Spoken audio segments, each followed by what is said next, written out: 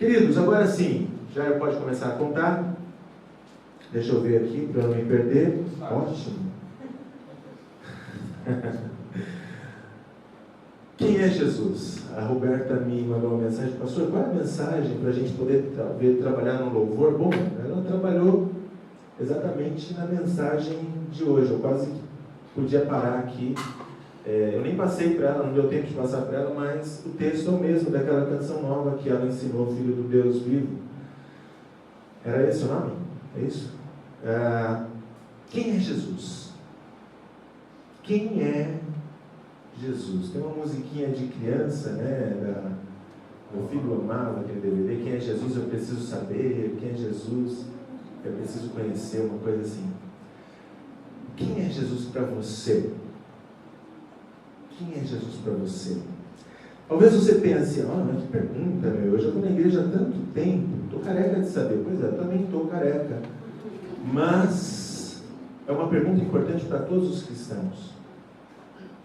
Em um momento da sua vida cristã, você precisa parar e refletir: quem é Jesus? Quem é Jesus para você? Talvez você pense: não, mas eu tenho noção, eu tenho total compreensão quem é Jesus. Bom, deixa eu te dizer uma coisa: os discípulos também tinham. Os discípulos, eles já tinham visto tantas coisas com Jesus, gente. Os discípulos tinham visto Jesus transformar água em vinho. Eles tinham visto Jesus curar toda sorte de enfermidades. Toda sorte de enfermidades. Os discípulos viram os paralíticos andarem. Os discípulos viram os cegos enxergarem. Os discípulos viram os leprosos serem limpos. Os discípulos viram pessoas que haviam morrido ressuscitarem. Uau! Os discípulos viram Jesus multiplicar alguns pães e alguns peixes, que mal dava para a alimentação de um garoto. Eles viram Jesus multiplicar esse lanche para cerca de 20 mil pessoas comerem. Essa passagem aqui é depois de tudo isso. Aliás, essa passagem é depois, inclusive, de Jesus multiplicar de novo para 4 mil homens. Poderíamos colocar em 12 mil pessoas, talvez. Os discípulos viram Jesus andar sobre as águas. Você já viu Jesus face a face? Bom, os discípulos já tinham visto. Já tinham visto Jesus fazer todas essas coisas. Acalmar a tempestade, mostrar que Ele era Senhor de toda a natureza. Em outras palavras, queridos, a experiência, as coisas que os discípulos passaram espiritualmente, eu garanto para você, é maior do que qualquer um de nós já viu ou passou. Nenhum de nós, por mais experiência que você já teve com Cristo, nenhum de nós já teve tanta experiência, já passou por tanta coisa como os discípulos haviam passado nessa passagem aqui. E mesmo tendo visto tantas coisas, e mesmo tendo enxergado tantas coisas, mesmo tendo ficado deslumbrado tantas vezes por aquilo que Jesus havia feito, por aquilo de quem Jesus era, mesmo assim, depois de tudo isso, Jesus para e pergunta para esses homens algumas coisas, duas. Primeiro, quem a multidão diz que eu sou? E depois, quem vocês dizem que eu sou?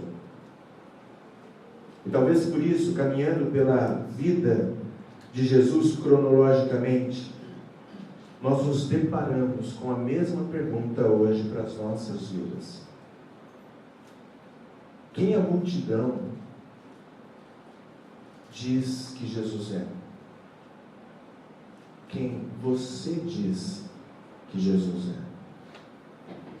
Abra comigo em Lucas, capítulo 19, vamos ler do versículo 18 ao versículo 27.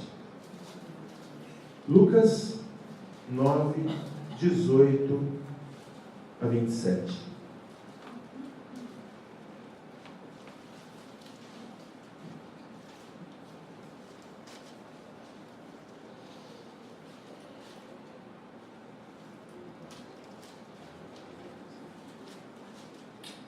Amém? Todos acharam? A palavra de Deus diz assim, a partir de Lucas capítulo 9, do versículo 18 ao versículo 27.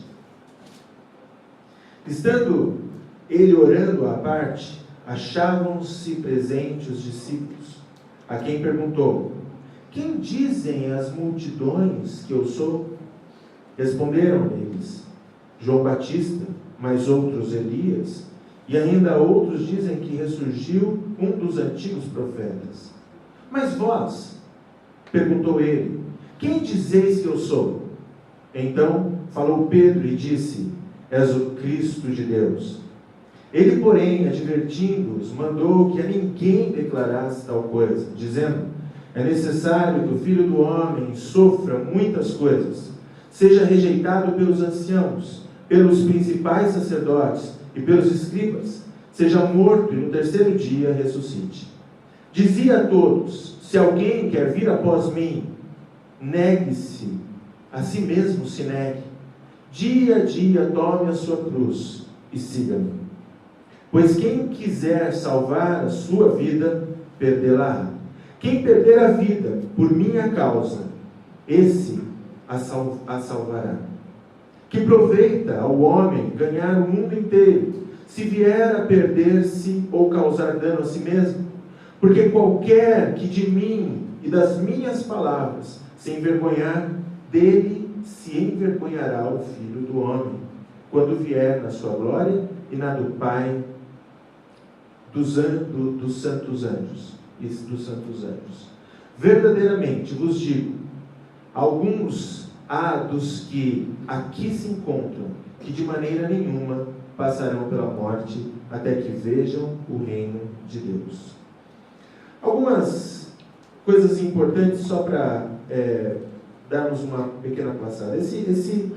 Essa passagem ela pode ser encontrada nos evangelhos sinóticos, ou Mateus, Marcos e Lucas. Algumas têm alguns pontinhos a mais, outros a menos, como sempre. Por exemplo, Mateus ele fala de Jeremias, né, que é o profeta pelo qual ele é comparado, é Jeremias. Muitos se perguntam a respeito do versículo 27, afinal de contas, Jesus está dizendo que alguns ali não morreriam até que vejam o reino de Deus. E a resposta, muitas vezes, que as pessoas dão, fica um pouco confusa, mas se você olhar na palavra de Deus, você vai ver que o que vai acontecer logo depois, já, é que alguns discípulos, apenas alguns 3 discípulos, serão levados com Jesus para um monte, onde Deus vai ali promover um encontro que eu acho que é um dos encontros mais impressionantes que o homem poderia ter. Pois eles veem Jesus transformado, eles veem Jesus vestido em glória, eles conseguem contemplar, eles conseguem ouvir a voz de Deus. E ali existem 2 pessoas que estão conversando com Jesus, Moisés e Elias, e é um momento assim incrível, e esse texto se refere a isso que vai acontecer. Agora é muito interessante, queridos, que Jesus ele começa esse momento, um momento de reflexão. Ele pega os discípulos, ele vai lá para a região de Cesareia, onde você tem, onde é uma espécie de capital romana, né, onde as pessoas adoram ali a César e a tudo mais. Eles vão para aquela área, e ali naquela área, Jesus olha para aqueles homens e pergunta, é meio que ele fazendo uma avaliação do seu ministério. E um primeiro ponto que eu quero destacar dessa avaliação é que Jesus olha e pergunta: quem a multidão diz que eu sou? Primeira coisa que nós temos aqui é que existe uma multidão andando, uma multidão seguindo a Cristo. Mas Jesus não está preocupado com números, Jesus não está preocupado com dinheiro, Jesus não está preocupado com formas, Jesus está preocupado se as pessoas estão entendendo quem Jesus é. Aqui um recado para cada um dos nossos líderes, ou para você que tem o desejo no seu coração de se tornar um líder. Jesus não está preocupado com o tamanho da igreja, Jesus não está preocupado se a sua igreja é grande, se as suas cadeiras são confortáveis, Jesus não está preocupado se tem ar-condicionado, Jesus não está preocupado se o som é de última qualidade. Jesus não está preocupado se as pessoas estão ofertando e a conta está crescendo.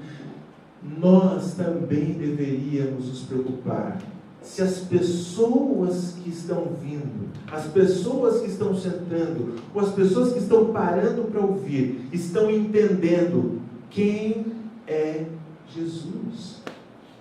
Sabe, queridos, algumas vezes nós estamos preocupados demais com muitas coisas, mas nós estamos nos esquecendo do essencial, aquilo que Jesus coloca como essencial. O essencial é, as pessoas estão entendendo quem Jesus é? Vamos fazer uma festa do pastel? Vamos! E quem vai amassar lá, fazer a massa? Fulano. E quem vai não sei o que, Beltrano. Quem vai fritar, Cicrano. O refrigerante vem dali, as mesinhas a gente coloca assim, e assado, e a noite começa, e as pessoas comem pastel. E quando nós chegamos no final da festa do pastel, a gente pergunta, será que eles gostaram do pastel? Jesus não perguntaria isso. Jesus perguntaria, e eles entenderam quem eu sou? Eles entenderam quem eu sou? Porque, queridos, essa é a grande pergunta que nós temos que responder. Nós estamos conseguindo de uma maneira eficaz mostrar para o nosso próximo quem é Jesus? Sabe, eu acho que foi um momento extremamente decepcionante para Jesus aqui. Esses homens estão sendo treinados. Esses homens já estão sendo separados para serem líderes. Esses homens saíram de 2 em 2, depois já tinham saído outros 70 discípulos, as viagens missionárias já tinham acontecido, esses homens são líderes, já estão na fase de multiplicar líderes. Depois de todas essas coisas, depois de milagres, depois de, coisas incríveis, depois de tantas maravilhas, Jesus olha para aqueles discípulos, talvez com uma expectativa: quem é que a multidão diz que eu sou? Vocês viram a resposta? Que resposta frustrante. Olha só, versículo 19. Responderam eles: João Batista. Jesus, tem gente que fala que o Senhor é João Batista, que ele morreu e o Senhor, ele ressuscitou, ele está no Senhor. Tem outros que estão dizendo que o Senhor é Elias. Não tem nada a ver. João Batista e Elias é tão completamente diferente de Jesus. Jeremias ainda está mais próximo, né? Mas que é o chorão, e Jesus também diz que Jesus chorava pelo templo, né? Para que as coisas do Senhor fossem honradas. Em outras palavras, os discípulos olham para Jesus e dizem assim: a multidão não tem a menor ideia quem é o Senhor. Você já pensou que frustrante, gente? Jesus está no final do ministério. Nós temos mais cerca de 6 meses para ele ir para a cruz. É mais ou menos assim: o que eu tinha para fazer eu já fiz. O que tinha para acontecer já aconteceu. A partir desse momento você vai ver, se você olhar por exemplo em Mateus, você vai ver que os milagres começam a parar, já não tem mais milagre. Mateus já mostra, já não tem mais milagre. O pessoal fala: mas Senhor, me dá uma prova, Senhor, me faz. E ele falou: acabou, o único milagre que vocês vão ver agora é o de Jonas, acabou. O que vai acontecer depois, quando eu morrer, e depois de 3 dias eu ressuscitar. Acabaram os milagres. O que tinha que acontecer já aconteceu. E depois de tudo isso que aconteceu, quem a multidão diz que eu sou?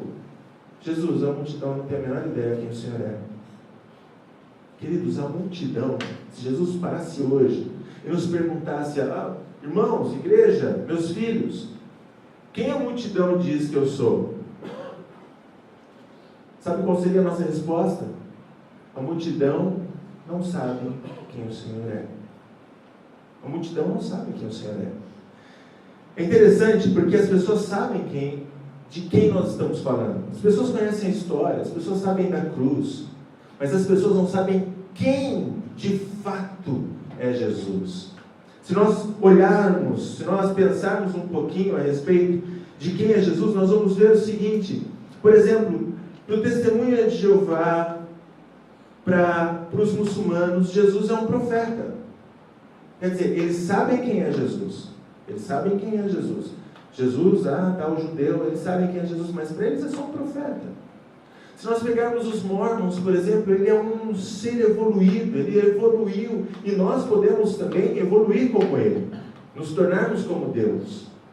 Se nós pegarmos os espíritas, eles sabem quem é Jesus. Sim, fala de Jesus. Não conheço Jesus, sei quem é Jesus, mas quem é Jesus para eles? É alguém que é um ser de luz, é um ser iluminado. Se nós pegarmos, queridos, os católicos e perguntarmos quem é Jesus, talvez Jesus seja alguém crucificado, constantemente crucificado, dia a dia crucificado, em toda missa ele é crucificado. Mas se nós pegarmos com os crentes e perguntarmos quem é Jesus, a multidão de crentes vai dizer: ele é dinheiro, ou ele é cura, prosperidade. Em outras palavras, preste atenção no que eu estou dizendo, a multidão não tem a menor ideia quem é Jesus de fato. E aqui uma pergunta para nós: quem é a multidão que está perto de você diz que é Jesus? Porque sabe, quando Jesus vier e te perguntar, quando você estiver diante do Pai, e o Pai te perguntar quem a multidão dizia que eu era, o que você fez para mudar a cabeça da multidão, Jesus não vai querer saber o que você fez, talvez, para aqueles que estavam lá do outro lado do Brasil. Provavelmente Jesus vai falar, começando ali do lado, na sua rua: quem a multidão da sua rua diz que eu sou? Ah, Senhor, eles não tinham a menor ideia quem o Senhor era. Quem a multidão da sua igreja dizia que eu era? Ah, Deus, olha, eu fiz tanta festa do pastel lá, não tenho a menor ideia. Quem é que a multidão da sua família diz que eu sou? Sabe como é que é? Santo de casa não faz milagre, Senhor. Profeta não tem honra na sua casa. A gente sempre vai ter uma desculpinha. Mas eu acho que a mesma frustração é a mesma frustração que vai haver. E a mesma cara que os discípulos devem ter ficado por dar essa resposta, provavelmente a mesma cara que muitos vão ter por não ter mudado aquilo que a multidão sabe. Jesus então olha para os discípulos, já que a multidão não tem a menor ideia quem eu sou. Ele perguntou no versículo 20: mas vós, como que um ato de... Não, gente, salva aqui esse momento. Vamos lá, vamos fazer uma força agora. Tudo bem, a multidão não sabe quem eu sou, mas vamos lá, não faz isso comigo. Vós, perguntou ele, quem dizeis que eu sou? Então, falou Pedro. Pedro era o porta-voz, ele era impulsivo, sanguíneo, ele não aguentava, ele estava sempre pronto a soltar uma pérola, e aqui ele solta uma pérola. Ele diz: és o Cristo de Deus, és o enviado, és o Messias, és o ungido, és o Cristo de Deus. Jesus olha para ele e fala: Pedro, olha, não foi nem você que essa resposta não veio nem de você, Pedro. Foi Deus que te iluminou, porque na mosca, muito bem, Pedro. Mas o mesmo, e aquilo, queridos, era o que aquelas pessoas precisavam saber, que Jesus era o Cristo. Naquele momento da vida de Cristo, o que elas precisavam saber era isso: é o Cristo, é o ungido, é o enviado. Ele é o Filho de Deus, o Filho do homem, ele é Jesus. Mas Jesus continua, porque é algo que era necessário que eles soubessem um pouco depois disso. Até aqui eles não têm nenhum problema. Aí Jesus, ele vai dizer para as pessoas a partir do versículo 23, olha o que ele diz para aqueles discípulos. Dizia a todos: se alguém quer vir após mim, aliás, um pouquinho antes, vamos ler o versículo 22, dizendo: é necessário que o Filho do Homem sofra muitas coisas, seja rejeitado pelos anciãos, pelos principais sacerdotes e pelos escribas, seja morto e no terceiro dia ressuscite. Quando Jesus perguntou quem ele era, isso era confortável para os discípulos, porque os discípulos criam realmente que Jesus era o Cristo. Mas quando Jesus disse que ele morreria, e ele já vinha dizendo isso há algum tempo, inclusive a respeito de como seria e o que aconteceria, aí os discípulos não aguentaram. Pedro não aguentou. Vamos dar uma olhadinha? Guarda aí Lucas, e dá um pulinho lá em Mateus capítulo 16.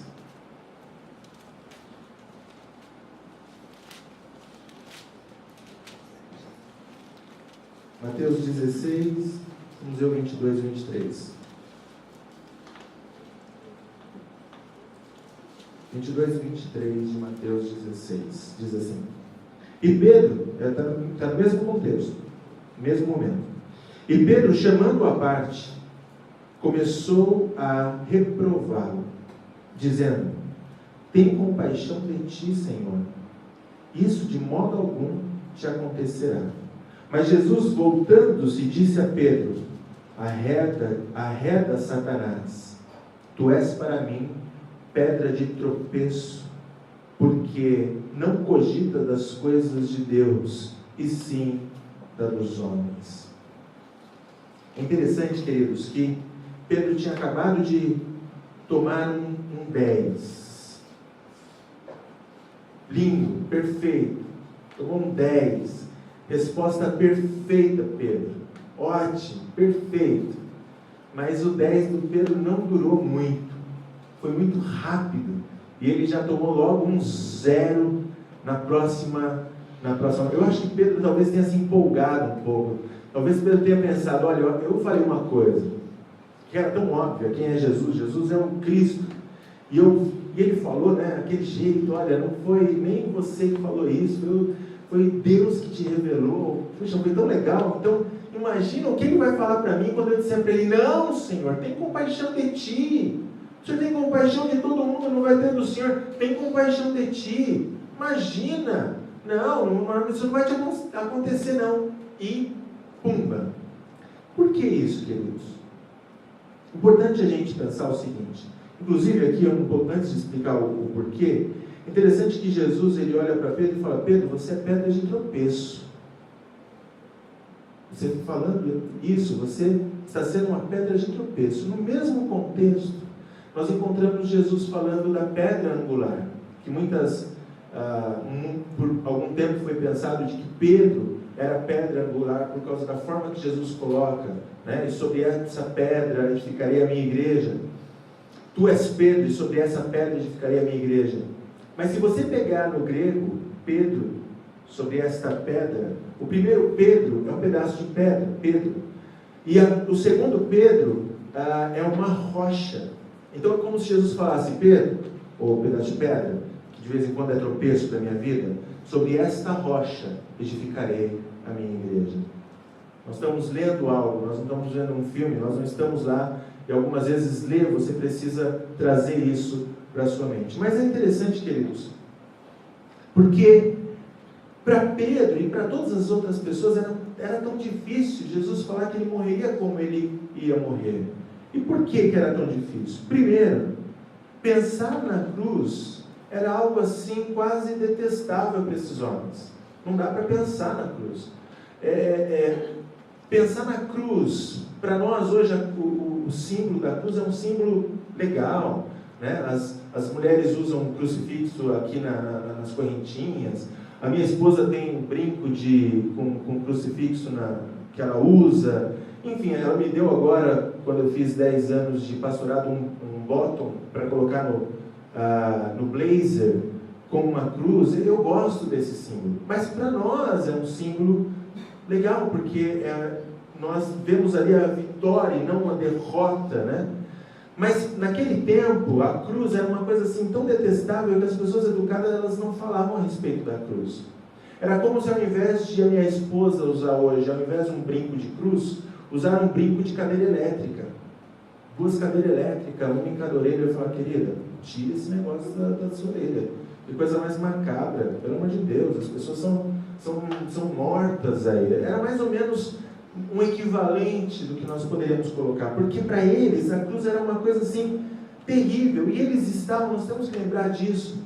Os discípulos estavam esperando que o Messias, eles acreditavam que Jesus era o Messias, e o Messias ia simplesmente reinar sobre toda a terra, e sobre todas aquelas coisas. Então quando Jesus falava que ele teria que morrer, e depois ele iria ressuscitar, isso parecia uma loucura. Até ressuscitar tudo bem, mas o nosso Messias, o nosso Rei, morrer numa cruz, a cruz era o pior a pior coisa que poderia acontecer para um ser humano. Não, isso jamais. Pois é, queridos, voltando para Lucas, aquilo que era difícil para eles, a cruz de Jesus era difícil para os discípulos, assim como a próxima cruz é difícil para nós. A próxima cruz, versículo 23, diz assim: dizia a todos: se alguém quer vir após mim, a si mesmo se negue, dia a dia, tome a sua cruz e siga. A primeira cruz era extremamente difícil para os discípulos, porque parecia algo terrível para eles. Essa cruz é difícil para nós. Como é que é negar a si mesmo? Tomar a minha cruz e seguir a Cristo? Mas sabe, irmãos, a resposta de quem é Jesus para você tem que passar por essa passagem bíblica. Quem é Jesus para você? Primeiro, se você acredita que Ele é o Cristo, se você acredita no versículo 22 que diz que Ele morreu e ressuscitou pelos seus pecados, a resposta de quem é Jesus, a resposta que você tem que dar, a resposta que pode de fato mudar a multidão que está perto de você, ela se encontra no versículo 23. Nós temos que negar a nós mesmos, tomar a nossa cruz e seguirmos a Cristo.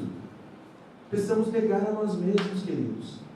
Sabe, o pecado é algo que ele vai bater na nossa porta o tempo todo. O tempo todo. Nós precisamos o tempo todo negar a nós mesmos. Nós negamos a nós mesmos. Daqui a pouco lá vem a gente de novo e volta a tomar conta do negócio. Aí a gente nega a nós mesmos. Mais uma vez, negamos viver uma vida de pecado. Nós negamos viver uma vida de erro. Nós negamos. E quando nós fazemos isso, a multidão que está ao nosso redor, a multidão vai falar: vocês são loucos? Vocês são loucos? Nossa, você é meio maluco, né? Eu lembro uma vez, fui convidado para uma casa, para um almoço, e o pessoal de lá falou assim: olha, está aqui, eu comprei aqui um vinho e tal, olha, a Bíblia não diz nada que você não pode beber. Mas é uma posição minha, eu sou abstêmio. Então, se um dia você me chamar, tem pouco tempo, hein, gente? Se for me chamar, tem que chamar logo, porque tem gente na frente. Mas se você for me chamar, eu não vou beber, porque eu sou abstêmio, eu não bebo. Eu falei: olha, não, mas eu não bebo. Não é, mas você é bobo, né? Porque a Bíblia não diz que você não pode beber. Não, eu sei que a Bíblia não diz que não pode, mas eu prefiro não beber, para dar um exemplo para os jovens, para dar um exemplo para os adolescentes. Não, será que é possível passar? Não, mas você é meio louco, né? Não precisa ser fanático assim. É interessante, queridos, que quando nós negamos a nós mesmos, as pessoas olham para a gente e falam: você é fanático, você é louco. Sabe, quando você está no ambiente de trabalho, e aí os seus colegas de trabalho falam: olha, vamos fazer aquilo, vamos hoje. E você fala: não, eu não faço isso. Você é chato, você é louco. Aquele cara é maluco, não dá bola para ele. Quando você, sabe, está na sua família, e está todo mundo lá falando mal um do outro, e você fala: não, olha, vamos parar de falar mal dessa pessoa. Estou falando: já viu chato, já viu louco. Mas Coríntios já diz isso, que nós, a sabedoria de Deus é loucura para os homens. Mas, queridos, é a única forma de nós mostrarmos para a multidão quem é Jesus para as nossas vidas. Se não negarmos a nós mesmos, se não estivermos dispostos a negar nós mesmos, nós não estamos dispostos a responder a pergunta: quem é Jesus? E uma vez que eu nego a mim mesmo, eu estou tomando a minha cruz. Porque negar a mim mesmo é tomar a sua cruz. Eu nego a mim mesmo, eu tomo a minha cruz. A cruz é pesada, é mais fácil largar a cruz. Se o pecado fosse ruim, ninguém praticava. E aí eu olho para a cruz e falo... E a Bíblia diz: dia a dia, dia a dia. A minha esposa, ela está se tornando uma excelente cozinheira. Eu estou amando. Ela nunca foi muito cozinhada, Desde que a gente casou, a primeira comida que ela fez, ela vai tomar que ela não assista esse vídeo, mas foi uma lasanha salgada. Que nosso Deus! Eu comia a lasanha e tomava 1 litro d'água, comia a lasanha e tomava 1 litro d'água. Tá bom, amor? Tá ótimo, tá uma delícia. Não pode se motivar. Se você se motivar, né, não acontece. Então, assim, ela não tinha noção, muita noção, porque como ela não era muito da cozinha, então ela acabava se deparando com uma louça muito grande de cozinha, aquela louça que as mulheres sabem que não acaba, de vez em quando. Bom, agora minha esposa dá uma loucura, ela entra de manhã, ela faz o café da manhã, porque como a gente vai viajar, isso lá para junho, julho, vamos ver aqui quando é que sai esse processo, mas ela já está parando de trabalhar fora, porque não dá para fazer contratos, porque a gente não sabe quando a gente vai embora, então ela está parando, então ela faz o café, café, uau, que delícia! E aí, quando ela termina de lavar a louça do café, ela já começa a fazer um almoço. Amor, que delícia, já fez uma carne especial. E aí ela termina de fazer o almoço, ela começa a fazer o café da tarde, lava a louça, fazer o café da tarde. Amor, que doideira! Você olha, que piração! E ela termina ali de lavar a louça, e ela já começa a fazer o jantar, e aí ela parou para ele e falou: Denis, não sei o que acontece. Eu não paro de lavar a louça. Eu termino de lavar a louça, daqui a pouco eu olho, tem louça de novo, esse negócio de ser dona de casa está muito difícil. Eu não tenho tempo para mais nada, eu só lavo louça, a louça aparece, eu lavo, a louça aparece, eu lavo, a louça aparece. Pois é, queridos, o pecado é mais ou menos igual a louça que precisa lavar. Nós negamos a nós mesmos, mas daqui a pouco ela aparece de novo, o eu aparece, nós negamos, ele aparece, e a gente nega assim, mas daqui a pouco vem ele de novo. Nós precisamos tomar a nossa cruz, levar a nossa cruz conosco.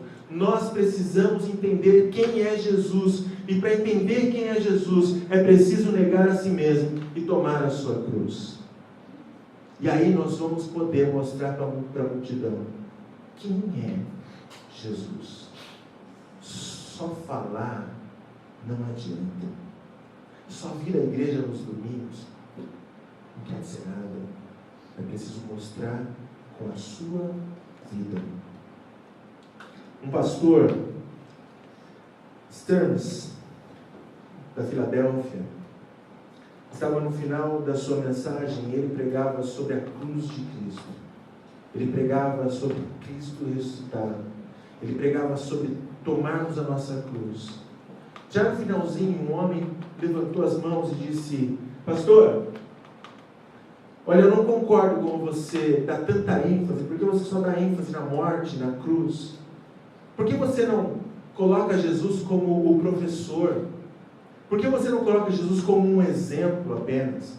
Ele foi um professor, ele foi um exemplo, ele foi alguém que nós deveríamos seguir o exemplo de tantas coisas boas que ele fez, de tantas coisas que ele representa, e você só fala da cruz e do sacrifício. E o pastor olhou para ele e falou: bem, se eu pregar apenas sobre Jesus, o professor, aquilo que ele ensinou, você vai seguir os passos dele, você vai poder dizer, você vai poder declarar: sim, eu vou seguir exatamente os passos de Jesus, eu vou seguir exatamente aquilo que Jesus fez.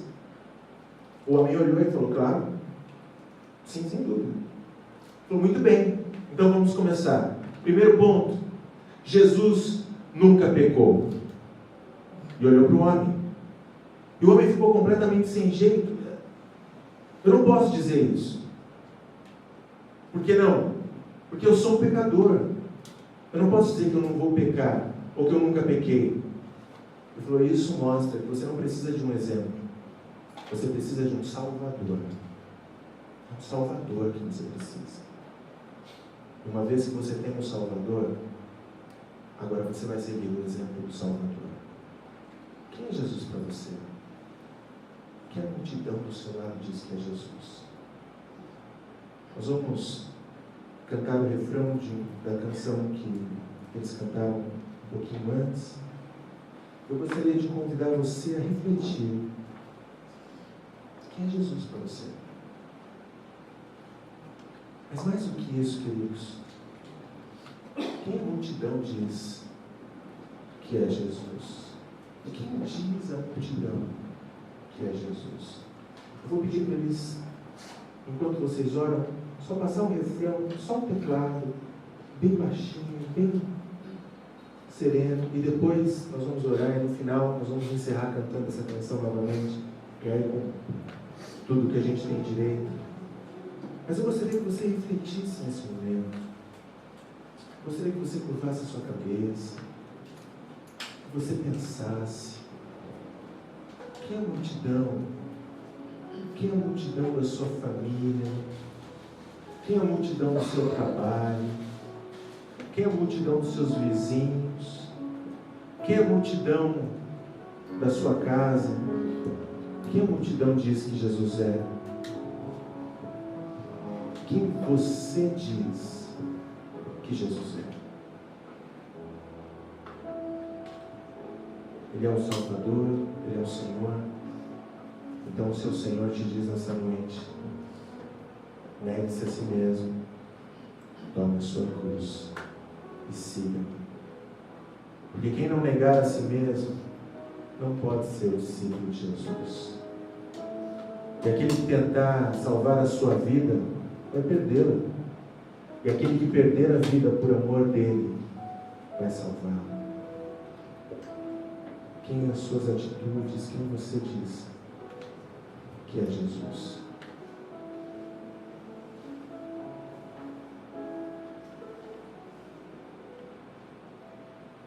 Tu és o Cristo, Filho do Deus vivo, sobre esta rocha, tua igreja está. Tu és o Cristo, Filho do Deus vivo, rocha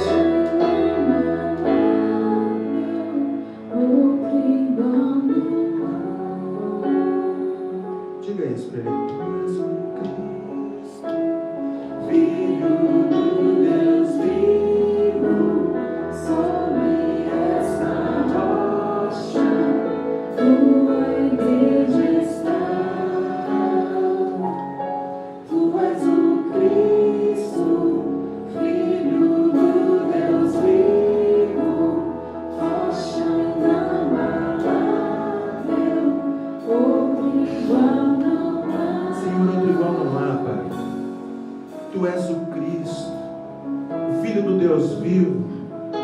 A igreja está alicerçada nessa rocha. A igreja está alicerçada no Senhor. Senhor, nós não existimos se não for o Senhor. Nós não somos nada se não for o Senhor. Deus, mas nós precisamos, Deus, sair da nossa zona de conforto. E nós precisamos mostrar para as pessoas, nós precisamos mostrar para a multidão, através da nossa vida, através de negar a nós mesmos, através de tomar a nossa cruz, através de declararmos o Senhor, Filho do Deus vivo.